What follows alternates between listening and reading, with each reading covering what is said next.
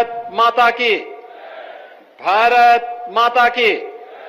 वंदे वंदे वंदे।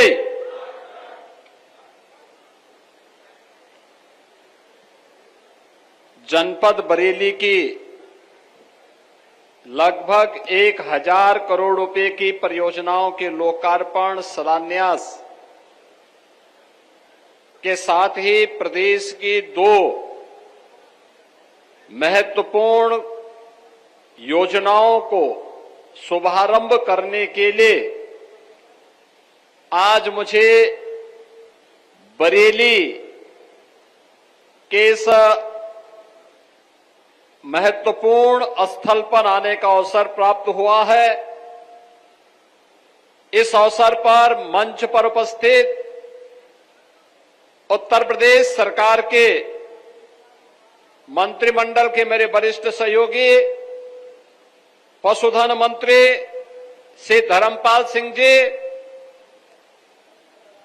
उत्तर प्रदेश सरकार में वन एवं पर्यावरण विभाग के मंत्री डॉक्टर अरुण कुमार सक्सेना जी, प्रभारी मंत्री श्री जेपीएस राठौर जी, बेसिक शिक्षा विभाग के मंत्री श्री संदीप सिंह जी, भारतीय जनता पार्टी के क्षेत्रीय अध्यक्ष श्री दुर्विजय सिंह साक्य जी, महापौर श्री उमेश गौतम जी, माननीय सांसद श्री छत्रपाल सिंह गंगवार जी, विधान परिषद सदस्य कुंवर महाराज सिंह जी, बहोरन लाल मौर्य जी, माननीय विधायकगण श्री संजीव अग्रवाल जी, डॉक्टर डीसी वर्मा जी, professor Shyam Bihari Lal ji, doctor Raghavendra Sharma ji, doctor MP आर्य जी, भारतीय जनता पार्टी के जिला के अध्यक्ष श्री आदेश प्रताप सिंह जी, सोमपाल शर्मा जी, अधीर सक्सेना जी और भारी संख्या में आज के इस कार्यक्रम में उपस्थित बरेली के मेरे सभी उपस्थित बहनों और भाइयों, वासंतीय नवरात्रि की आज तृतीया तिथि है।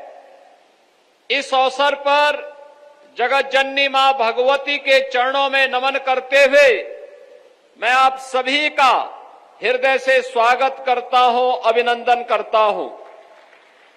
इन सभी लगभग 1000 करोड़ रुपए की परियोजनाओं का लोकार्पण और शिलान्यास करते हुए आप सभी को मैं बधाई भी देता हूं।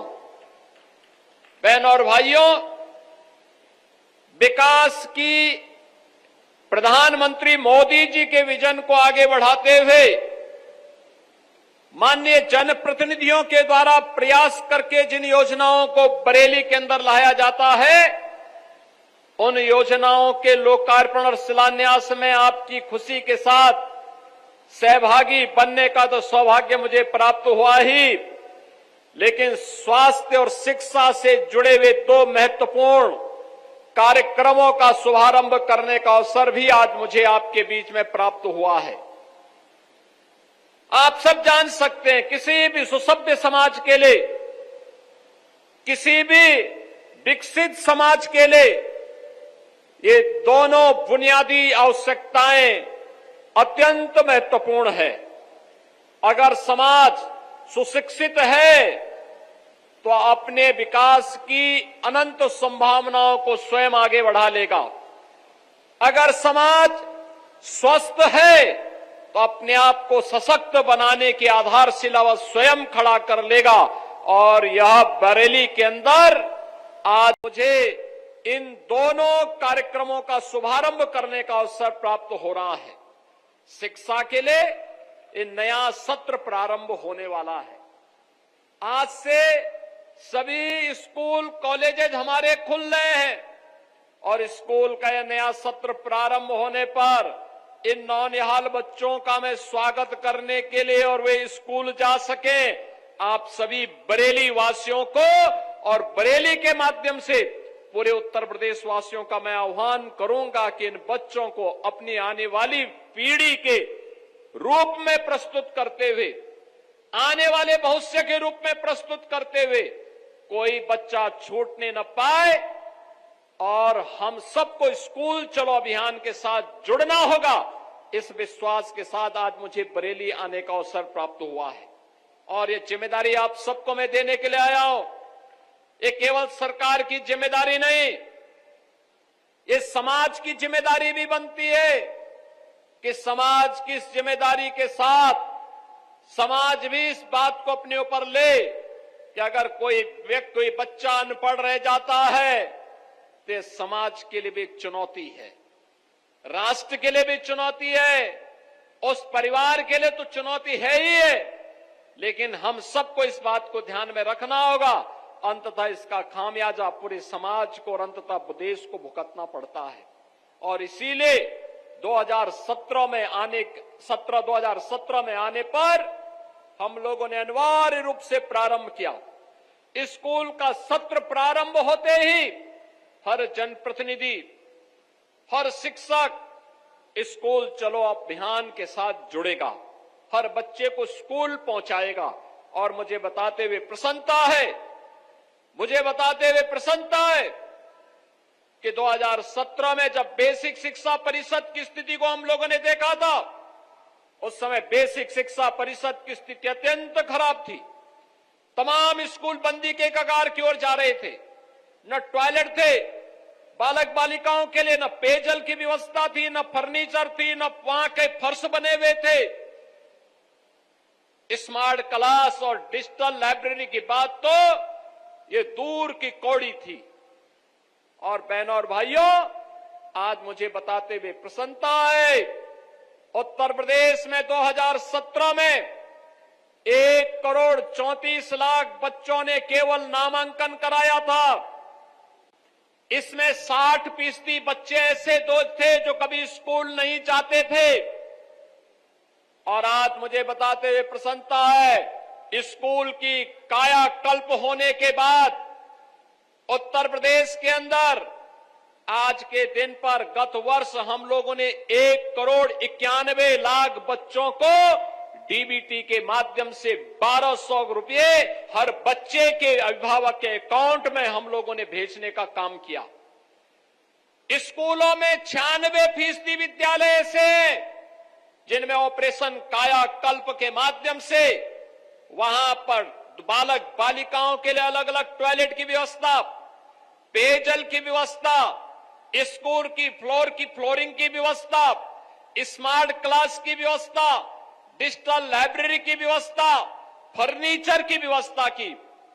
1,91,00,000 बच्चों के लिए वर्ष में 2 uniform, bag, book, shoes, socks, sweater, ये अनिवार्य रूप से सरकार के स्तर पर दिया जाने लग गया है। और आज बच्चों के मन में आता है कि हां, मैं भी इस समाज का नागरिक हूं। और मैं आपका आह्वान करूंगा, इस अभियान के साथ जुड़ करके हम राष्ट्रीय मिशन को आगे बढ़ा करके अपने प्रदेश की साक्षरता को भी बढ़ाएंगे, हर बच्चे को साक्षर बना करके सुयोग्य बनाएंगे और प्रदेश और देश के निर्माण में, विकास में उसकी ऊर्जा और उसकी प्रतिभा का लाभ लेंगे। आज स्कूल चलो अभियान का यही शुभारंभ अभी इन बच्चों को स्कूली बुक्स और अन्य यूनिफॉर्म आदि उपलब्ध करवा करके हम लोगों ने प्रारंभ किया है। और यहां पर उपस्थित सभी जनप्रतिनिधियों से, जनता जनार्दन से, सभी गुरुजनों से, सभी धर्माचार्यों से मैं अपील करूंगा, हर बच्चे को और खास तौर पर बेटी को जरूर स्कूल भेजना। याद रखना, आपके द्वारा किया गया कार्य देश के निर्माण में आपकी भूमिका को आगे बढ़ाने में योगदान देगा और कोई भी बच्चा स्कूल जाने से वंचित न रहने पाए, यह जिम्मेदारी आपके ऊपर में, बरेली के ऊपर भी और हर जनपद वासियों के अंदर, उत्तर प्रदेश वासियों के ऊपर सौंप रहा हूं कि वह इस जिम्मेदारी का निर्वहन करने के लिए आगे बढ़े। बहन और भाइयों, एक तरफ यह कार्य और दूसरी तरफ बेसिक शिक्षा परिषद में छात्र और शिक्षक का रेशियो ठीक हो। 1,25,000 से अधिक शिक्षकों की भर्ती का कार्यक्रम हम लोगों ने संपन्न किया।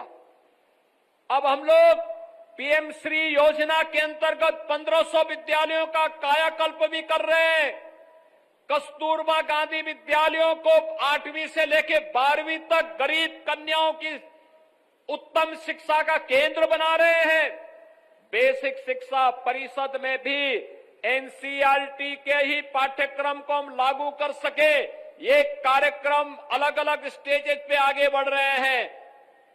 नेशनल एजुकेशन पॉलिसी के अंतर्गत इन कार्यक्रमों को सफलतापूर्वक आगे बढ़ाने का कार्यक्रम आज बेसिक शिक्षा परिषद आगे बढ़ाने का काम कर रहा है। तो अब हम लोग अगले चरण में आ गए हैं। अब अगला चरण ये कि गांव-गांव में स्कूल तो है, लेकिन अभी भी वहां पे बहुत कुछ चैलेंजेज हमारे सामने हैं। हम लोगों ने तय किया है, क्या हम इंटीग्रेटेड स्कूल कॉम्प्लेक्स तैयार कर सकते हैं? और आज मुझे बताते हुए प्रसन्नता है, बरेली के अंदर सरदार अटल बिहारी वाजपेयी जी, पूर्व प्रधानमंत्री जी के ये शताब्दी वर्ष चल रहा है। हम लोगों ने 2023 में सरदार अटल जी के प्रति श्रद्धांजलि व्यक्त करते हुए प्रधानमंत्री मोदी जी के कर कमलों से उत्तर प्रदेश में 16 अटल आवासीय विद्यालय प्रारंभ किए थे। ये 16 अटल आवासीय विद्यालय रजिस्टर्ड बीओसी बोर्ड के श्रमिकों के बच्चों के लिए शुभारंभ किया था। आज बरेली का अटल आवासीय विद्यालय प्रारंभ होने जा रहा है। अभी नवाबगंज में थोड़ी देर में हम लोग जाएंगे। 70 करोड़ रुपए की लागत से लॉजिंग, फूडिंग की सारी व्यवस्था वहां पर उन बच्चों के लिए हम लोग उपलब्ध करवाते हैं। अच्छी उत्तम शिक्षा की व्यवस्था उन बच्चों के लिए है। शिक्षकों का भी प्रशिक्षण होता है, प्रिंसिपल्स का भी प्रशिक्षण होता है, और फिर बच्चों को उत्तम शिक्षा देने का कार्यक्रम करा करके एक मॉडल विद्यालय के रूप में उन्हें स्थापित किया गया है। और उस तर्ज पर बेसिक शिक्षा परिषद ने भी हर जनपद में मुख्यमंत्री कंपोजिट विद्यालय को प्रारंभ करने का निर्णय लिया है। और पहले चरण में 57 जनपदों में जहां पर अटल आवासीय विद्यालय नहीं खोले गए हैं, वहां पर ये सीएम कंपोजिट विद्यालय प्रारंभ होने जा रहे हैं। ये मॉडल होगा पहले चरण जनपद स्तर पर। दूसरे चरण में हम लोग इसको लेकर के आएंगे तहसील स्तर पर, यानी विधानसभा स्तर पर। तीसरे चरण में हम लोग आके इसको लेकर आएंगे विकासखंड स्तर पर, और चौथे चरण में न्याय पंचायत स्तर पर लेकर के आएंगे, जहां पे प्री प्राइमरी से लेकर के सीनियर सेकेंडरी तक, यानी नर्सरी से लेकर के 12वीं तक की शिक्षा बच्चों को एक ही कैंपस में मिल सके। खेल कूद की व्यवस्था हो, स्किल डेवलपमेंट की व्यवस्था हो, पूरे शिक्षकों के लिए आवासीय व्यवस्था हो। इस कार्यक्रम को लेकर के हम इस अभियान को लेकर के बढ़ने जा रहे हैं। आज उत्तर प्रदेश ने शिक्षा में आमूलचूल परिवर्तन करके देश की एक बड़ी अर्थव्यवस्था के रूप में अपने आप को स्थापित किया है। और बहनों और भाइयों, इस दिशा में आज उत्तर प्रदेश तेजी के साथ आगे बढ़ा है। एक तरफ शिक्षा के लिए किए जाने वाले प्रयास, और इसकी आधारशिला बनी है स्कूल चलो अभियान। और मैं आप सबका आह्वान करूंगा, स्कूल चलो अभियान को अपने कर्तव्य का हिस्सा बना करके, अपने दैनिक जीवन का हिस्सा बना करके अप्रैल में 15 दिन और जुलाई में पहले 15 दिन हर नागरिक, कोई भी बच्चा छूटने न पाए, स्कूल हर बच्चे को पहुंचाने के इस अभियान के साथ जुड़े, यह अपील आप सबसे करने के लिए मैं आज आपके बीच आया हूं। बहनों और भाइयों, स्कूली शिक्षा मजबूत होगी तो उच्च शिक्षा, टेक्निकल शिक्षा, मेडिकल शिक्षा, ये भी अपने आप मजबूत हो जाएगी। आज के मॉडर्न एज कोर्सेज में उत्तर प्रदेश के छात्र गणी भूमिका के साथ होंगे और उत्तर प्रदेश इस मामले में देश का सबसे युवा राज्य है। सबसे अधिक युवाओं की संख्या हमारे पास है, सबसे प्रतिभाशाली युवा हमारे पास है। आज इस युवा शक्ति को जो उत्तर प्रदेश में रोजगार मिल रहा है, नौकरी मिल रही है, तो उत्तर प्रदेश के विकास में वो योगदान भी दे रहा है। और उस युवा के लिए, इस भूमिका को तैयार करने के लिए, नई पीढ़ी को गढ़ने के लिए, उसको तराशने के लिए स्कूली शिक्षा में स्कूल चलो अभियान का शुभारंभ करने के लिए मैं स्वयं बरेली में आया हूं, नाथ नगरी में आया हूं, और नाथ नगरी से किया जाने वाला कोई भी प्रयास कभी विफल नहीं होगा। बहनों और भाइयों, इसी श्रृंखला में हम दूसरे चरण में यहां पर काम करने के लिए आए हैं। स्वास्थ्य के मामले में, स्वास्थ्य ये किसी भी सभ्य समाज के लिए उतना ही महत्वपूर्ण है जितनी शिक्षा है। शिक्षा और समाज की आधारशिला है, तो किसी भी सभ्य समाज को सशक्त बनाने के लिए उत्तम स्वास्थ्य अत्यंत महत्वपूर्ण है। और उत्तम स्वास्थ्य के लिए उन्हें उस प्रकार के केंद्र मिले, बीमारियों की, महामारियों के बचाव के लिए जागरूकता से अभियान आगे बढ़ेगा। और आज उत्तर प्रदेश सरकार संचारी रोग नियंत्रण के एक बड़े कार्यक्रम को आगे बढ़ा रहा है। संचारी रोग, इंसेफ्लाइटिस, डेंगू, मलेरिया, चिकनगुनिया, कालाजार, इन जैसी विषाणु जनित बीमारियों से बचाव के लिए व्यापक जन जागरूकता कार्यक्रम की श्रृंखला में आज हम यहां पर आए हैं। और साथ साथ आज उत्तर प्रदेश सरकार के द्वारा भारत सरकार के सहयोग से 2500 से अधिक, 2500 से अधिक एम्बुलेंस स्वास्थ्य सेवा में जनता जनार्दन की सेवा के लिए लगाई जा रही है। यह इसलिए भी लगाई जा रही है जिससे रिस्पांस टाइम कम हो सके। 108 की एम्बुलेंस सेवा जो दिन रात आपकी सेवा के लिए समर्पित है, याद करिए 2017 के पहले इसका रिस्पांस टाइम लगभग 17 से 19 मिनट हुआ करता था। आज यही कम होकर के 7 मिनट के आसपास आया है। इसको और भी कम करने के लिए ये 2500 से अधिक एम्बुलेंस आज यहां पर एक साथ पूरे प्रदेश भर के लिए शुभारंभ किए जा रहे हैं। इससे प्रदेश की जनता लाभान्वित होगी। मैं उन सभी लाभान्वित होने वाले प्रदेशवासियों को इसकी बधाई देता हूं। बहनों और भाइयों, ये संचारी रोग के लिए उत्तर प्रदेश का अलग अलग क्षेत्र अलग अलग संचारी रोग के लिए अत्यंत संवेदनशील है। अगर आप पूर्वी उत्तर प्रदेश में जाएंगे तो गोरखपुर, बस्ती मंडल के कुशीनगर, देवरिया, महाराजगंज, सिद्धार्थनगर, बस्ती, ये सभी जनपद इंसेफ्लाइटिस के लिए अत्यंत संवेदनशील है। बरेली मंडल के जनपद, बरेली है, बदायूं है, पीलीभीत है, ये सभी आसपास के जनपद है। ये जनपद मलेरिया की दृष्टि से संवेदनशील है। आगरा मंडल के जनपद ये डेंगू के लिए संवेदनशील है।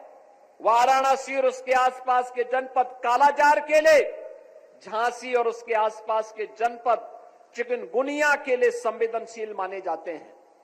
इन जनपदों में इन संचारी रोग को बचाव करने के लिए विशेष अभियान चलाया जा सके। जागरूकता से बचाव का कार्यक्रम और बचाव से रोग के निवारण की दिशा में आगे बढ़ना। और मुझे बताते हुए प्रसन्नता है, पिछले 8 वर्ष के अंदर जो प्रयास प्रदेश के अंदर डबल इंजन सरकार ने किए हैं, इंसेफ्लाइटिस पूरी तरह नियंत्रित हुई है। नहीं तो जुलाई से लेकर नवंबर के बीच हजारों बच्चों की मौत गोरखपुर और आसपास के जनपदों में होती थी। आज बहनों और भाइयों, इन मौत के आंकड़ों को नियंत्रित करने में हमने सफलता प्राप्त कर दी। आज कोई मौत नहीं होती। बीमारी को नियंत्रित कर दिया। क्या मलेरिया लगभग नियंत्रित हो चुका है, लेकिन इसका जड़ मूल से उखाड़ने के लिए आज मैं बरेली आया हूं। बरेली हो या बदायूं या पीलीभीत या उसके अगल बगल के जो जनपद हैं, इन जनपदों में कहीं पर भी मलेरिया या उससे जनित कोई भी अन्य संचारी रोग न पनपने पाए, इसके लिए जागरूकता का एक बड़ा कार्यक्रम, हेल्थ वर्कर्स का प्रशिक्षण का कार्यक्रम, हॉस्पिटल्स को उसके अनुरूप तैयार करना, वहां पर कहीं जल जमाव न हो, कहीं पर कोई भी ऐसी स्थिति न आने पाए, इसके लिए छिड़काव की व्यवस्था, वहां पर कैसे हमें कौन कौन से उपाय करने हैं जिससे लार्वा के स्टेज में ही मच्छर को मारा जा सके, इसके लिए तमाम प्रयास प्रारंभ होंगे और इसके लिए अगले 3 महीने के अंदर चलने वाले इस कार्यक्रम से संचारी रोग पर नियंत्रण करने में हमें सफलता प्राप्त होगी। एक बड़ा कार्यक्रम है स्वास्थ्य क्षेत्र में, उत्तर प्रदेश ने एक लंबी छलांग लगाई है। आज आदरणीय प्रधानमंत्री मोदी जी के मार्गदर्शन में 2017 के पहले जब हम लोग आए थे, 2017 में जब हम आए थे, 2017 के पहले उत्तर प्रदेश में 1947 से लेकर 2017 तक कुल 12 गवर्नमेंट मेडिकल कॉलेज बन पाए थे। और बहनों और भाइयों, मुझे बताते हुए प्रसन्नता है, आज उत्तर प्रदेश में गवर्नमेंट मेडिकल कॉलेजेस की स्थिति 44 गवर्नमेंट मेडिकल कॉलेज 8 वर्ष में बने हैं। उत्तर प्रदेश में मेडिकल कॉलेजेस आज के दिन पर 80 से ज्यादा हैं, जिनमें 36 से ज्यादा है प्राइवेट क्षेत्र में और 44 से ज्यादा है यह निजी क्षेत्र, सरकारी क्षेत्र में, गवर्नमेंट के हैं। यानी यह बताता है one district one medical college, जो मैं बार बार कहता हूं, पिछली सरकार वन डिस्ट्रिक्ट वन माफिया पालती थी, हमने वन डिस्ट्रिक्ट वन प्रोडक्ट के साथ साथ one district one medical college को भी देने का काम किया है और प्रदेश सरकार आज उसे प्राप्त करने में सफलता की ओर आगे बढ़ रही है। पीपीपी बोर्ड पर भी हम लोगों ने मेडिकल कॉलेज बनाए हैं, संभल में, शामली में, महाराजगंज में पीपीपी मोड पर भी मेडिकल कॉलेज बन गए हैं। बहनों और भाइयों, हर जिले में डायलिसिस की सुविधा हो, हर जनपद में सीटी स्कैन की सुविधा प्राप्त हो, टेलीमेडिसिन की सुविधा प्राप्त हो। प्रदेश देश के अंदर सर्वाधिक आयुष्मान का कार्ड जारी करने वाला राज्य उत्तर प्रदेश है, जहां 10 करोड़ लोग आयुष्मान भारत में हर वर्ष 5 लाख रुपए की स्वास्थ्य बीमा का कवर प्राप्त कर सकता है। और इस दृष्टि से आप सबसे भी मैं अपील करूंगा, मलेरिया या डेंगू, इसका कारण, मलेरिया का कारण तो गंदगी और जल जमाव है। गंदगी में जब जल जमाव होगा, मच्छर पैदा होगा, वह मच्छर मलेरिया को पैदा करेगा, मलेरिया को फैलाएगा, मलेरिया का संक्रमण फैलेगा, तो उसके बाद तमाम प्रकार की समस्याएं खड़ी होंगी। डेंगू के लिए कहीं भी जल जमाव हो, वह डेंगू के लार्वा को पनपाएगा। हमें अभी से तैयारी करनी होगी, जिससे बरसात के पहले पहले मलेरिया हो या डेंगू के लार्वा को हम लार्वा स्टेज में ही समाप्त कर सके, इन संचारी रोगों को नियंत्रित कर सके। इसमें आशा वर्कर और एएनएम डोर टू डोर भी जाएंगी, स्क्रीनिंग भी करेंगी, लगातार अभियान भी चलाएंगे। हमें इसके साथ जुड़ना होगा, इस कार्यक्रम को आगे बढ़ाना होगा, जिससे किसी भी स्थिति में कोई भी बच्चा, कोई भी नागरिक इन बीमारियों की चपेट में ना आने पाए। और इसके लिए सरकार आपके साथ खड़ी है, डबल इंजन की सरकार आपके साथ खड़ी है। इन अभियानों को सफलतापूर्वक आगे बढ़ाने के बाद विकास के कार्यक्रमों को भी आगे बढ़ाने के लिए आज हम सब आपके बीच आए हैं। बहनों और भाइयों, अब बरेली बदल चुका है। बरेली, ये वही बरेली है, याद करिए 2017 के पहले वर्ष में जहां 5, 7, 10 दंगे हुआ करते थे, पिछले 8 वर्ष में बरेली में कोई दंगा नहीं हुआ। बरेली अब चंगा है, अब बरेली में दंगा नहीं, अब बरेली में चंगा है। दंगा ये सब चूहे की तरह बिलबिलाते हैं, लेकिन बाहर निकलने का दुस्साहस नहीं कर पाते हैं। उन्हें मालूम है दंगा करेंगे तो दुष्परिणाम क्या होगा। बाप दादा ने जो कमाई की होगी वह भी एक झटके में सरकार जब्त करके गरीबों में बंटवाने का काम कर देगी। और इसीलिए आज मैं आपके पास आया हूं आपसे कहने के लिए, आज बरेली विकास के पथ पर अग्रसर हुआ है, इंफ्रास्ट्रक्चर का नया मॉडल दे रहा है। अपनी नाथ नगरी की पहचान को पिछली सरकारों ने बरेली को झुमका के साथ जोड़ा था, हम लोगों ने बरेली को नाथ नगरी के रूप में नाथ कॉरिडोर देकर के आपको आपकी पौराणिक पहचान दिलाने का काम किया है।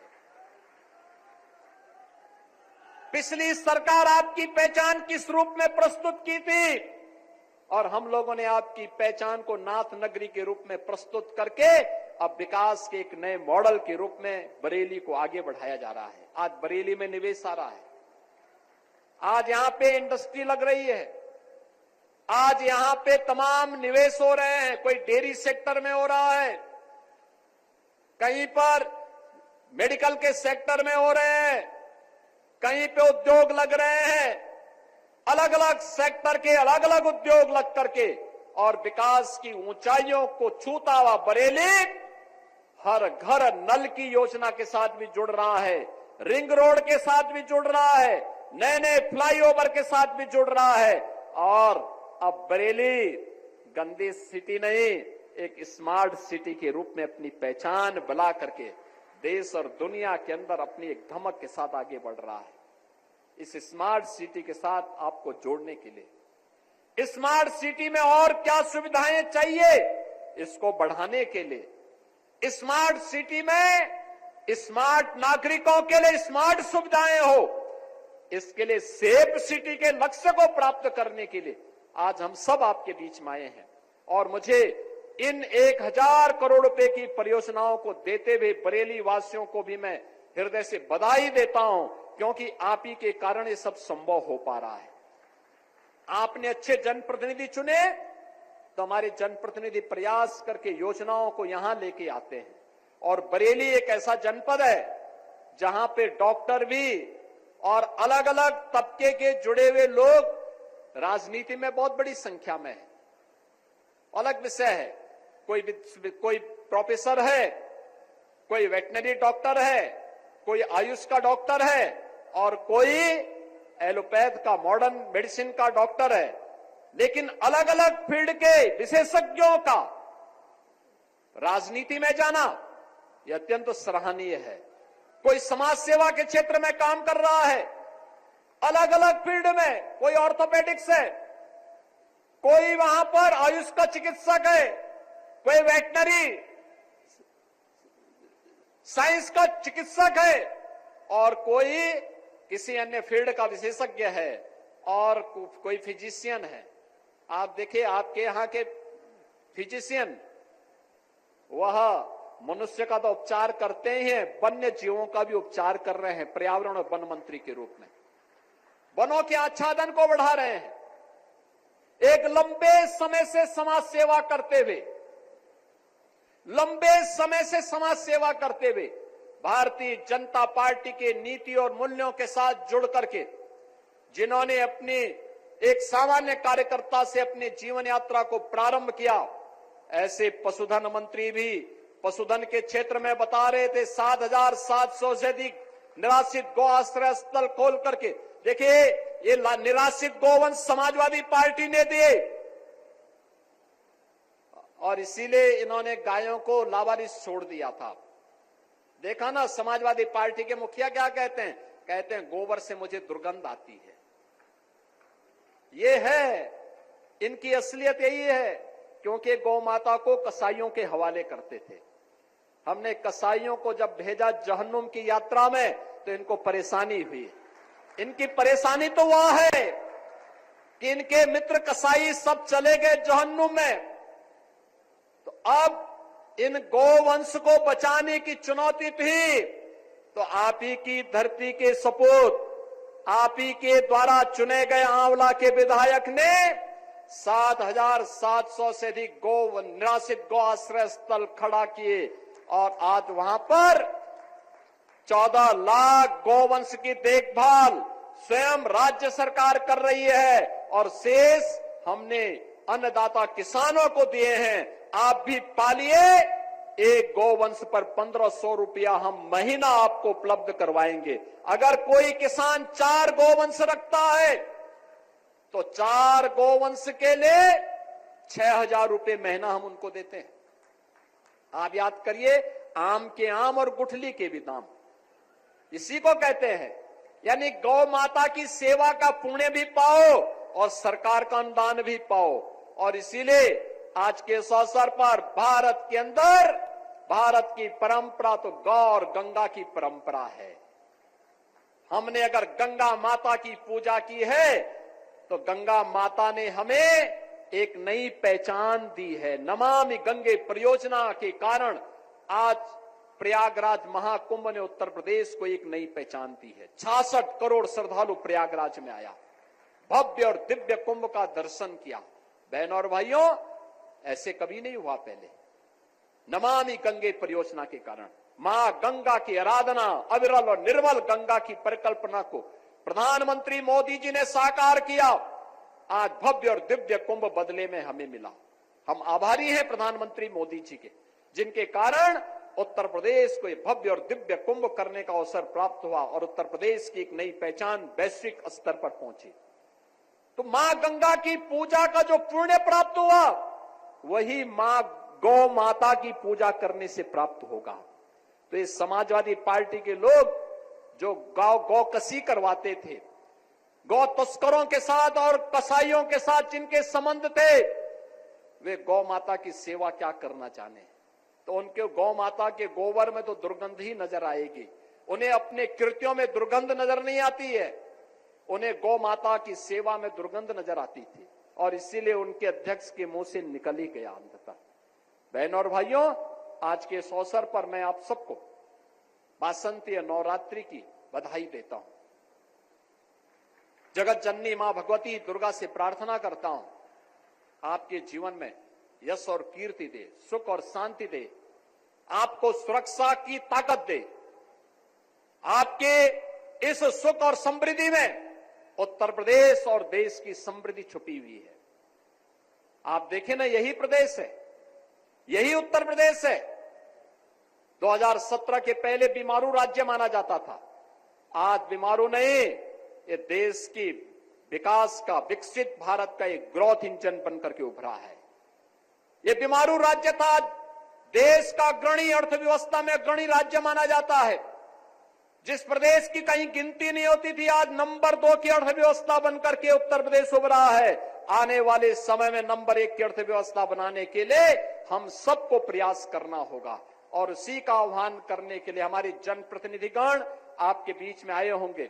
आज एक बार फिर से पूरे प्रदेश बरेली वासियों को इन 1000 करोड़ रुपए की परियोजनाओं के लिए हृदय से बधाई देता हूं, जनप्रतिनिधियों का अभिनंदन करता हूं।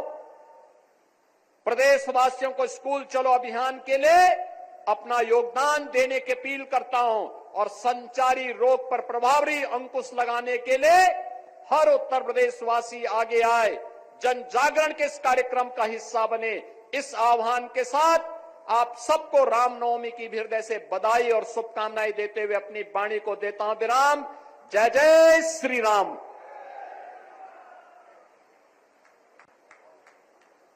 बहुत बहुत धन्यवाद, आभार माननीय मुख्यमंत्री जी।